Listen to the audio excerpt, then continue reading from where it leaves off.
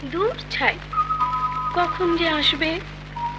ইস, মিষ্টি মেয়ে, হাসি, কণ্ঠস্বর, চলন বলন সবকিছুতেই একটি সহজাত মিষ্টি ও কোমল আবেশ তার।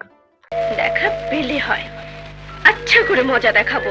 মানুষের কাছে তিনি হয়ে ওঠেন মিষ্টি মেয়ে। সে যে কেন এলো না।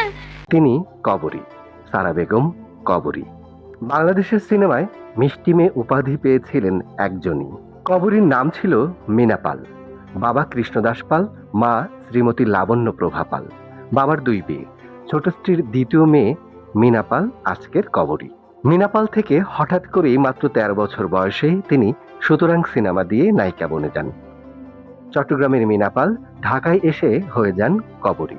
পরিচালক সুভাষ দত্ত তার অভিষেক ঘটান সিনেমায়। তারপর তাকে আর পেছনে ফিরে তাকাতে হয়নি।